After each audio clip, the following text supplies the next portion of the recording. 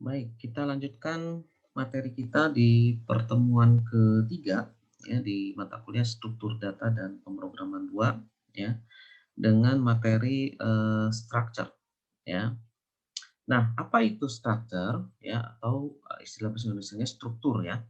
Nah, struktur ini merupakan ya kumpulan elemen data yang digabungkan menjadi satu kesatuan data ya. Nah, hampir sama dengan array ya. Array juga kumpulan data ya. Struktur juga kumpulan data, tapi perbedaannya apa? Ya. Perbedaannya struktur itu mirip dengan tabel ya. Mirip dengan tabel yang memiliki field, yang memiliki atribut dan tipe data yang berbeda ya. Kalau array minggu yang lalu atau di pertemuan sebelumnya adalah kumpulan data yang bertipe sama.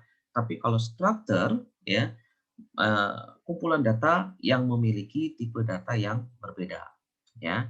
Nah, kalau dalam kehidupan sehari-hari ya Anda bisa melihat bahwa struktur itu adalah sebuah tabel ya, di mana tabel itu memiliki kolom dan kolom tersebut memiliki data-data yang berbeda ya. Nah, kita lihat di sini bagaimana cara mendeklarasikan struktur ya. Oke, pada bagian struktur di situ ya, bahwa yang dikatakan struktur adalah nanti pada saat Anda mendeklarasikan ya seperti ini struct kemudian nama struktur ya. Nah, di dalam struct ya nama struktur nanti Anda harus deklarasikan juga anggota-anggota dari struktur ya. Nah, di sini misalkan kita punya anggotanya atau dalam sebuah tabel itu mirip dengan field atau atribut ya. Apa saja di situ? Ya, Anda sebutkan tipe datanya apa pada atribut tersebut pada elemen satu misalkan, kemudian tipe data yang kedua pada elemen kedua, kemudian tipe data yang ketiga pada elemen ketiga ya. Nah, kemudian setelah Anda tuliskan, ya, Anda ketikkan, Anda deklarasikan elemen-elemen apa saja yang ada di dalam struktur, ya. Di akhirnya Anda tuliskan, ya, nama objek. Nah, di sini nama objek itu adalah sebagai identifier yang digunakan untuk pemanggilan struktur, ya. Nah, itu penulisan pertama, ya, penulisan pertama. Oke, kemudian penulisan yang kedua atau deklarasi yang kedua adalah eee, struct nama struktur ya, kemudian Anda tuliskan ya, atau deklarasikan elemen-elemen yang ada di dalam struktur berikut dengan tipe datanya apa, ya. Setelah Anda deklarasikan elemen-elemennya, kemudian, di luar struktur ya, di luar struktur Anda deklarasikan juga ya, objek yang ada pada struktur tersebut, ya. Nah, Anda lihat di sini ya perbedaannya kalau yang di atas ini, nama objeknya itu ya ada di dalam strukturnya itu sendiri ya, sebelum semikolon ya. Oke, kalau di, yang kedua ini, ya ini di luar, struktur ya, jadi Anda tinggal tambahkan di sini struct nama struktur, ya nama strukturnya itu adalah ini, ya nama strukturnya, kemudian diikuti oleh nama objek, gitu ya. Nah, kedua cara ini adalah sama, ya ketika Anda membuat, mendeklarasikan objek dari struktur, ya. Oke, contohnya ya, struktur dengan tipe data yang berbeda ya. Saya punya deklarasi di sini ya, struktur dengan tipe data yang berbeda ya. Misalkan saya punya struktur mahasiswa di situ ya, punya struktur mahasiswa. Nah, mahasiswa terdiri dari field ya atau atribut ya. Di situ ada NIM ya, ada nama, ada jurusan dan IPK ya. Masing-masing elemen itu nanti kita deklarasikan tipe datanya apa ya. Misalkan pada NIM ya, tipe datanya itu adalah char.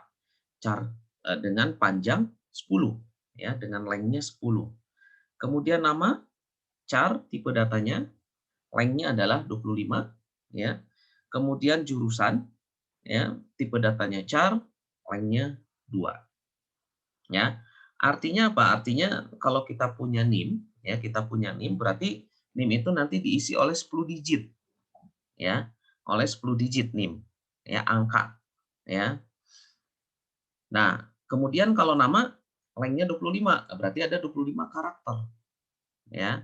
Ada 25 karakter. Oke, kita lihat di sini ya. Ketika Anda mendefinisikan struct seperti ini, artinya di dalam memori dia sediakan ya slot ya. Sediakan slot di sini sebanyak 1, 2, 3, 4. Sebanyak 4 ya. Nah, sebanyak 4. Oke, di sini apa namanya struct-nya? Struct-nya adalah mahasiswa ya, mahasiswa. Nah, di dalam struct mahasiswa ya kita deklarasikan elemen-elemennya. Elemen-elemennya apa saja? NIM ya. NIM, kemudian nama ya, kemudian jurusan ya, kemudian IPK ya, kemudian IPK. Nah, masing-masing elemen ini dia mempunyai tipe data. Ya, dia mempunyai tipe data. Untuk NIM itu adalah char 10. Ya, di sini adalah char ya. Char 10 ya. Kemudian char nama itu char 25 ya. Kemudian jurusan itu tipe datanya adalah char 2 ya. Kemudian IPK ya tipe datanya adalah float ya.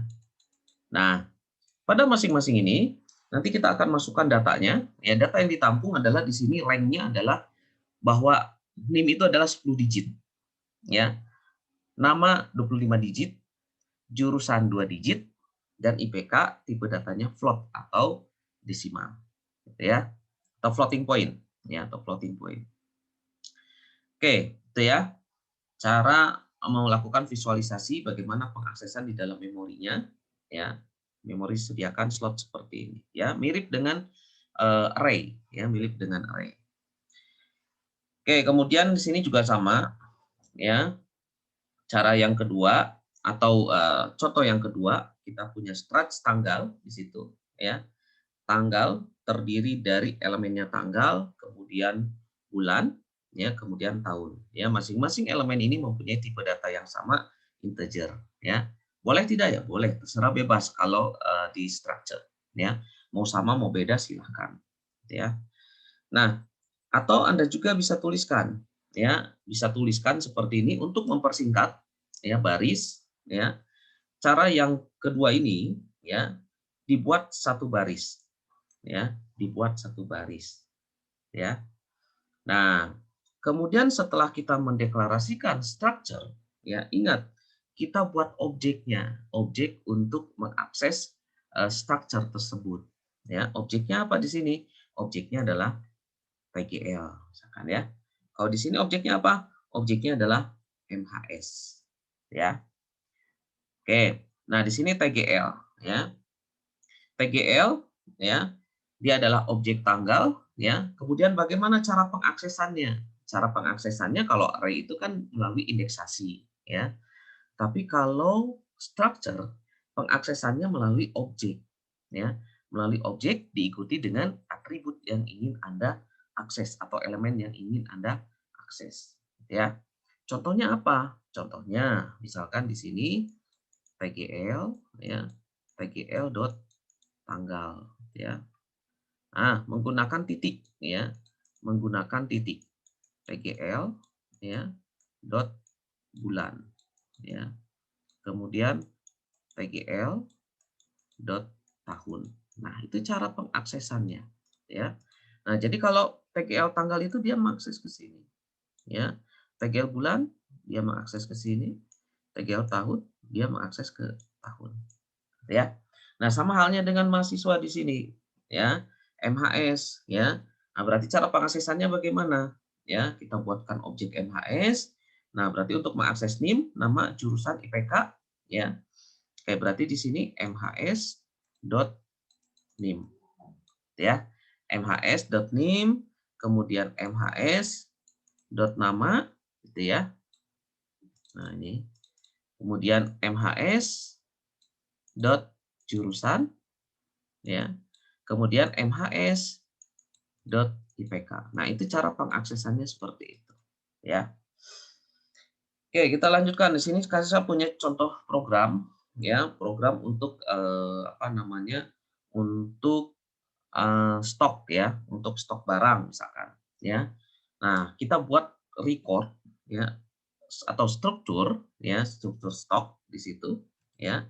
Nah, stok itu dia mempunyai dua atribut ya, nama dan JML ya. Di mana nama itu terdiri dari 50 digit ya, tipe datanya karakter, panjangnya atau digitnya adalah 50 ya. Kemudian jumlah di sini JML, tipe datanya adalah integer ya. Nah, kemudian saya punya objek. Objek untuk nah ini, untuk struktur stok ya. Objeknya adalah stocks pakai S ya. Nah, kemudian bagaimana cara pengaksesannya ya. Nah, berarti kan nanti di dalam apa namanya? Di dalam strukturnya adalah seperti ini ya. Di dalam strukturnya adalah seperti ini nanti ya. Oke, misalkan di sini punya stok ya.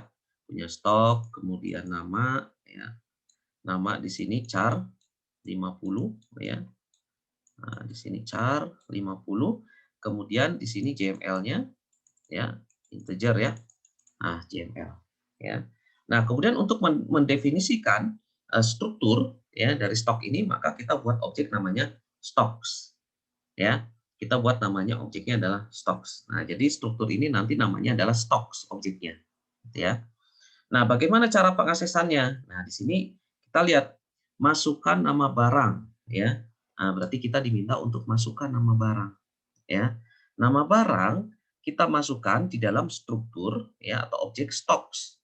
Stocks nama. Nah, tinggal stocks nama, objek dari struktur stok. Atributnya apa? Atributnya adalah nama. Nah, berarti kita masukkan di sini. Ya. Nama. Nah, misalkan saya masukkan ya melalui keyboard adalah pensil ya.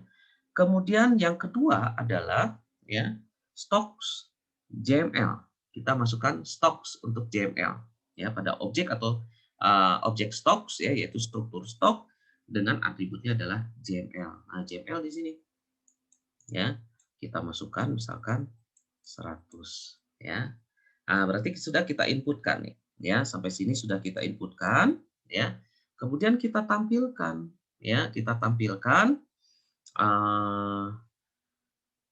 objek dari stocks ya atau struktur stok ya dengan atribut nama. Oke, kita akses di sini. Stocks.nama kita tampilkan ya outputkan di sini. Ya, kita tampilkan stocks.nama. Nah, berarti di sini kita outputkan. Berapa nilainya? Ya. Kemudian stocks JML kita tampilkan nilainya. Kita display ke layar. Ya. Nah, oke itu cara pengaksesan ya contoh pertama, program pertama ya. Bisa Anda lakukan percobaan nanti ya. Kemudian kita lihat di sini bisa juga dituliskan ya, Anda perhatikan perbedaannya pada saat melakukan deklarasi ya objek ya. Nah, kalau di atas di sini stocks di sini dia di dalam strukturnya kita lakukan apa inisialisasi objek atau penciptaan objek dari struktur stok ya. Tapi kalau di contoh yang kedua ini Anda bisa tuliskan seperti ini ya. Nah, di sini kita tuliskan karena di luar dari struktur untuk objeknya, maka Anda tuliskan lagi di sini strat stock ya, strat stock. Ya, strat stock itu mana? Strat stock itu adalah ini. Ya. Kemudian stocks. Stocks ini adalah objek. Ya. Nah, itu perbedaannya. Ya, perbedaannya. Untuk selanjutnya adalah tahapannya sama. Ya, bagaimana cara pengaksesannya. Hanya itu perbedaannya. Ya. Oke, kemudian ya, ini bisa Anda coba langkahnya sama seperti tadi ya. Nah, tapi kalau Anda perhatikan di sini ya, contoh yang kedua ini adalah kita buat struktur ya, kita buat struktur, namun di dalam strukturnya itu ada struktur lagi. Ya. Di dalam struktur ada struktur lagi. Ya. Oke, contohnya apa? Contohnya kita lihat di sini ya. Saya punya struktur data tanggal di sini ya. Struktur yang pertama data tanggal. Ya, data tanggal elemennya terdiri dari TGL, PLN, dan PHN. Ya. Kemudian struktur yang kedua, ya, saya punya struktur teman, ya, struktur teman. Nah, elemennya nama, jenis kelamin, ya, Jekyll, dan di dalam struktur ada struktur lagi. Struktur apa? Struktur data TGL. Ah, berarti struktur ini masuk ke sini. Gitu ya. Jadi di dalam struktur ada struktur lagi, gitu ya. Nah, kemudian bagaimana cara pengaksesannya, gitu ya. Bagaimana cara pengaksesannya untuk struktur data TGL, ya, untuk struktur data TGL, ya. Oke, kita lihat di sini, ya, bahwa kita buat inisialisasi atau objek, ya, objek info dari struktur teman di sini, ya. Oke, kita buat di situ, ya, info, ya. Berarti kalau kita ingin mengakses nama di sini, ya, ingin mengakses nama, ingin mengakses Jekyll, ya. Ah, berarti bagaimana cara pengaksesannya, ya? Ah, berarti info, gitu ya, info dot nama, gitu ya. Kemudian info dot Jekyll, ya. Nah, Jekyll, ya. Jekyll, ya. Nah, kemudian bagaimana untuk data TGL ini? Karena data TGL ini ada di dalam structure teman, gitu ya. Nah, bagaimana cara pengaksesannya? Anda perhatikan bahwa data TGL itu, ya, dia memiliki objek lagi di sini. Dia memiliki objek lagi TGL, ya. Dia memiliki objek lagi TGL. Jadi bagaimana cara pengaksesannya, ya? Dari info, ya, ke objek TGL, ya. Karena structure data TGL itu objeknya adalah TGL. Berarti ada dua objek di situ. Ada dua objek di situ, ya, info dan TGL. Ya, jadi info TGL itu objek TGL ada di dalam objek info, ya. Nah, cara pengaksesannya adalah Anda perhatikan, ya, untuk structure data TGL, ya. Berarti info, ya, info dot. Nah, di sini Anda perhatikan, ya. Anda perhatikan di dalam struktur teman ada struktur lagi data TGL. Objeknya adalah TGL. Kita akses di sini objeknya adalah TGL. Nah, untuk data tanggal, struktur data tanggal terdiri dari beberapa elemen di sini. Ada TGL, ada bulan, ada THN. Nah, berarti kita akses saja misalkan untuk TGL di sini. Ya, info TGL lagi, gitu ya. Oke, kemudian apa lagi? Info, ya, .tgl, objek untuk struktur data tanggal, dot atributnya adalah BLN, ya. Kemudian satu lagi untuk THN-nya, berarti info, ya, untuk struktur teman, TGL adalah untuk struktur data tanggal, dan PHN adalah atribut atau elemen pada data TGL, ya. Nah, itu cara pengaksesannya kalau atribut struktur di dalam struktur lagi, ya. Oke, ini tugasnya, ya, atau studi kasus, ya, latihan, ya. Bisa Anda kerjakan nanti, ya, hasilnya seperti apa silakan, ya. Pada prinsipnya sama, ya, ininya dengan yang di atas tadi, ya. Ini hanya studi kasus, ya. Kalau kita punya studi kasus seperti ini, ya, kita buat strukturnya, ya. Kemudian oke, ini saya skip, ya. Nah, kemudian bagaimana struktur array, ya, structure of array, ya. Nah, berarti structure of array berarti struktur di dalam array, ya, struktur pada array, ya. Oke, berarti kalau struktur di dalam array itu dalam satu array di dalamnya adalah terdiri beberapa struktur di situ, ya. Jadi dalam satu array, satu elemen array dia mempunyai satu struktur, ya. Satu array memiliki satu struktur, ya. Oke, jadi masing-masing elemen nanti ada beberapa masing-masing elemen dia memiliki structure, ya. Oke, bagaimana cara mendeklarasikannya? Cara mendeklarasikannya seperti ini. Kita punya structure mahasiswa di situ, ya, dengan atribut NIM, nama, IPK. Ya, ada 3 di situ, ya. Tapi ingat, untuk structure of array, ya, Anda perhatikan di sini harus menggunakan tipe def. Ya, di sini harus menggunakan tipe def.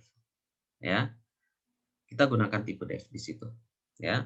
Nah, kemudian dari structure ini, ya, dari structure ini, bagaimana cara melakukan objeknya di sini ya? Anda perhatikan di sini, ya. Struct mahasiswa digunakan untuk 3 variabel yaitu A, B, C, ya. Nah, berarti ada 3 di situ ya. Ada 3 ya, structure mahasiswa untuk A, B, dan C, ya.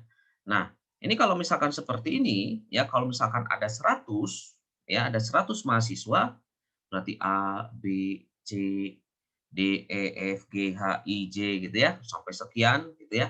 Nah, di sini panjang sekali Anda cara mendeklarasikannya. Misalkan ada 100 data mahasiswa. Ya, ada 100 data mahasiswa, berarti harus satu-satu tuh objeknya atau variabelnya untuk structure mahasiswa ini. Nah, itu kan tidak efektif, ya, tidak efektif. Nah, sekarang bagaimana kalau misalkan menggunakan structure of mahasiswa, ya, atau structure of array, ya. Nah, kita lihat di sini, ya, kita punya deklarasi apa namanya strukturnya, ya.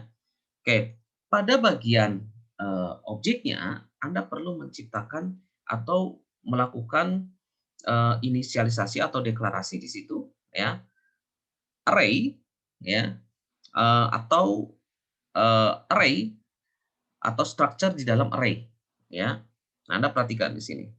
MHS, ya, MHS itu adalah sebuah array, ya. MHS itu adalah sebuah array. Di mana ya MHS itu adalah sebuah structure, gitu ya. Nah, jadi artinya apa nanti? Ya, artinya dalam satu buah struktur, ya, terdiri dari banyak array di situ, ya, terdiri dari banyak array. Nah, nanti artinya mahasiswa itu digunakan untuk MHS 0, MHS 1, MHS 2 gitu ya. Nah, jadi kita memiliki data MHS lebih dari 1 gitu ya. Nah, tergantung dari banyaknya elemen array yang kita deklarasikan, ya. Nah, nanti mirip dengan misalkan kalau Anda membuat tabel, ya, tabelnya adalah nanti seperti ini, ya. Kalau structure array ya, structure of array, ya. Nah, di sini kita punya, nah di sini indeks lah, gitu ya. Di sini indeks, ya. Di sini indeks. Kemudian kita punya NIM, kemudian kita punya nama, kemudian kita punya IPK. Ya, nah ini mirip dengan tabel seperti ini. Ya, nah, di sini banyak datanya, ya, sampai sekian, ya.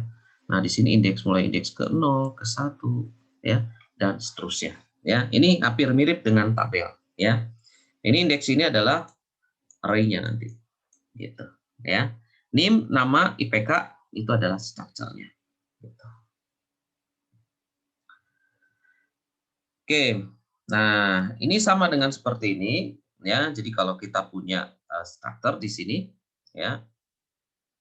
Oke, tipe def struct orang, ya. Kita punya struktur orang, ya. Kemudian kita punya atribut atau elemen nama dan umur, ya. Kemudian di sini, ya, objeknya adalah orang, ya. Oke, kemudian pada saat dilakukan deklarasi lagi, ya, deklarasi bahwa orang itu adalah array, ya, orang itu atau saya itu adalah saya sebagai array dan sebagai structure juga di situ, ya. Oke, berarti kita punya array saya, ya. dari structure, ya. Sebanyak berapa? Sebanyak 5, ya.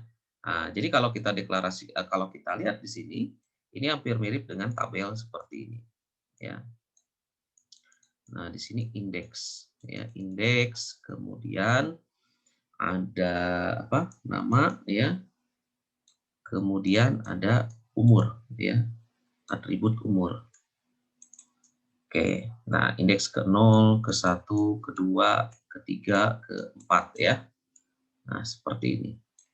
Nah, banyaknya data ini adalah array-nya, gitu ya.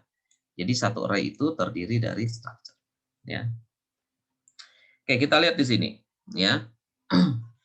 Untuk pengulangan pertama, ya, indeksnya indeks ke 0, ya. Bagaimana cara pengacuannya di sini? Cara pengacuannya adalah array saya ke 1, ke 0, ya. Di sini ke 0, ya, karena kita pengulangannya inisialisasinya mulai dari 0. Berarti saya ke 0, namanya siapa di sini, ya. Nah, berarti kita mengacu ke sini, ya.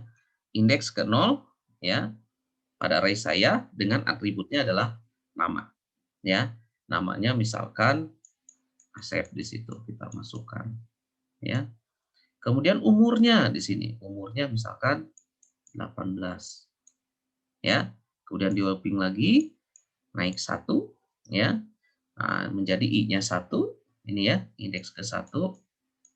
Tuliskan lagi di sini namanya siapa, misalkan namanya Denny, gitu ya.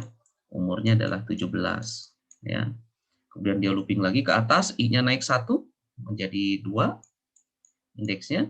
Misalkan namanya adalah Dani, gitu ya.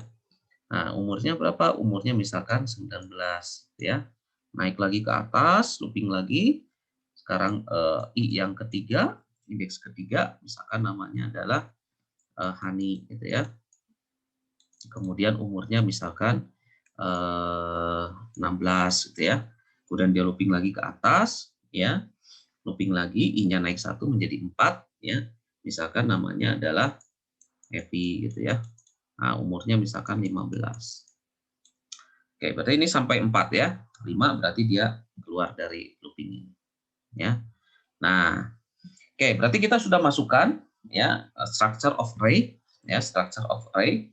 Nah, kemudian dari situ ya kita tampilkan. Nah, ini cara menampilkannya. Cara menampilkannya. Cara pengaksesannya sama seperti tadi ya. Saya indeksnya indeks ke berapa, kemudian atributnya nama, ya. Nah, di sini berarti indeks ke 0 ya. Mulainya X ke 0, nah berarti saya ke 0. Nah, berarti di sini nanti di-outputkan. Berarti saya saya ke 0 berarti ya. Nah, di sini namanya siapa, umurnya siapa, ya. Saya ke 1 ya, namanya siapa, umurnya berapa, ya. Nah, ini di outputkan satu-satu. Nah, cara pengaksesannya sama seperti tadi ya, dengan seperti ini. Oke, itu ya structure of array. Nah, ini adalah latihannya, ya, latihannya. Silakan Anda kerjakan. Hasilnya seperti apa? Silakan dianalisis, ya. Baik, itu pertemuan yang kedua. Ya, silakan Anda lakukan percobaan, kemudian Anda lakukan latihan dan studi kasusnya. Jika ada pertanyaan, silakan untuk diajukan. Terima kasih.